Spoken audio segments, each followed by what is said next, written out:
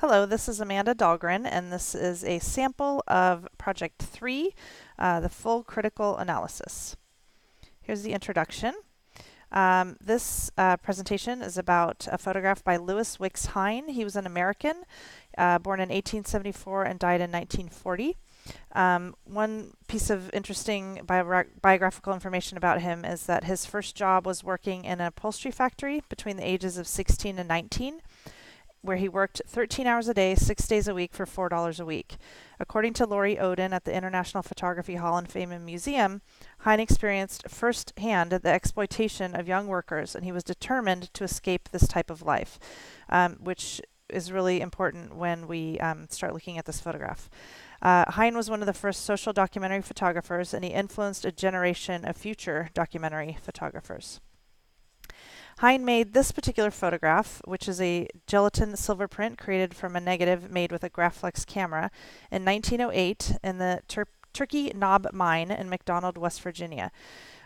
He made it while he was working for the National Child Labor Committee. The NCLC was fighting at this time to promote child labor laws. Many people were against them because child labor was very profitable, and many business owners did not want to accept or follow the laws. While Hine worked for the NCLC, he traveled extensively throughout the U.S. from 1908 to 1919.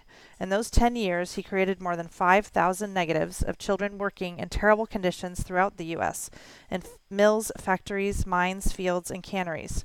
He also took detailed notes about each child he photographed, such as the child's age, job description, date, place, etc., because he did not want there to be any doubt as to the accuracy of the photos and the information. Hine used the photographs in publications such as magazines, pamphlets, books, traveling exhibitions, and slide lectures. His main goal was to educate the public so that they would support laws against child labor. Description of this photograph. We'll start with the vantage point. Hine used a direct, straight-on angle and a fairly close vantage point.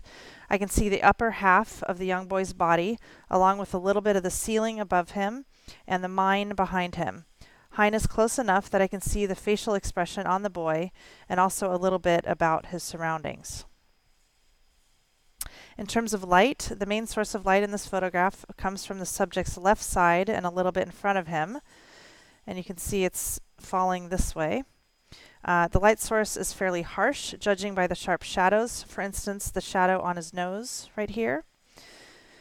The light strongly illuminates the boy's face so that I can see his eyes and the dirt on his face very clearly. The light also reveals the texture on the low and dirty ceiling right above the boy, and then falls off to mostly darkness in the background, making it very difficult to see what is behind him. Based on my research, the source of the light is Hine's flash, which he positioned to get these effects. Without the flash, the only source of illumination might have been the lamp on the boy's head, which was probably fueled by kerosene and not very bright. In terms of framing, it appears to me that the photograph is actively framed, since Hine seemed to have placed the subject directly in the middle of the frame. There is a somewhat distracting white shape on the left side of the photograph that may mean that his framing was slightly off, but since the shape is bright white and yet not giving off any light to its surroundings, there's no light coming from it hitting the boy here, it's more likely a light leak or a damage to the print. Because of the framing, the photograph is symmetrically balanced, which brings all my attention to the boy in the center. There's also a horizontal line behind the boy's head that directs my attention to his face and also contributes to my belief that Hine carefully and actively framed this photograph. In terms of focus, this photograph has a fairly shallow depth of field, with the boy in sharp focus along with the part of the ceiling that is in the same plane as the boy. As I look farther back behind the boy, the image becomes less and less in focus.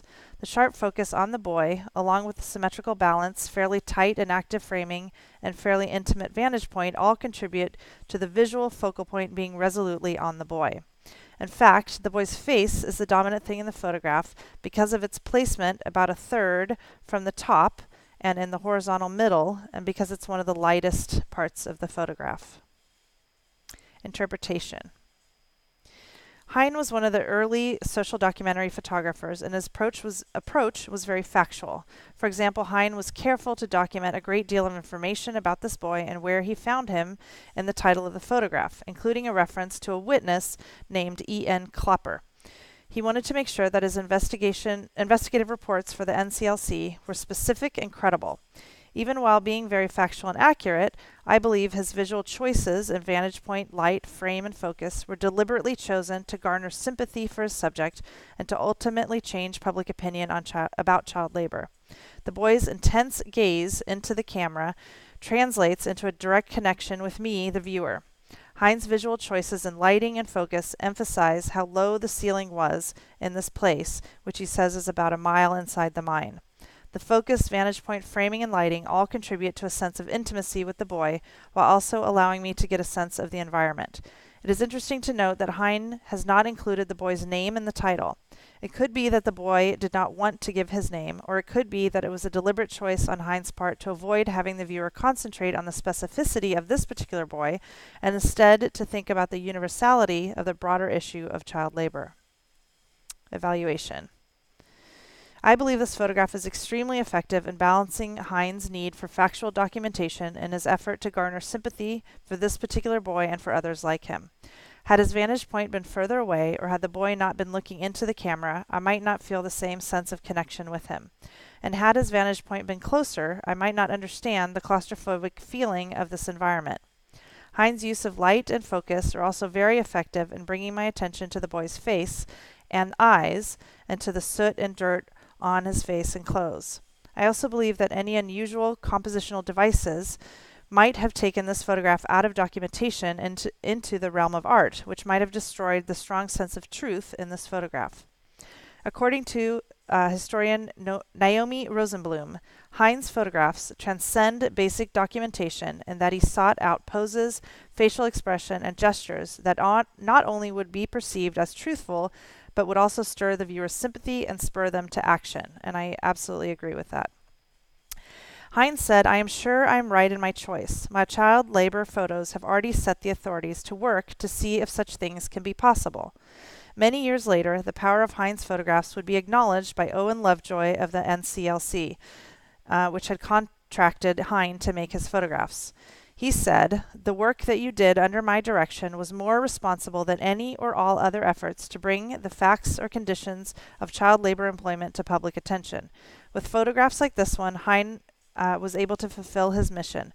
The work that Hine did for the NCLC, this photograph included, played a major role in the eventual passage of child labor laws nearly 30 years later, when, during the Depression, President Roosevelt signed the Fair Labor Standards Act, which, among other things, placed limits on many forms of child labor."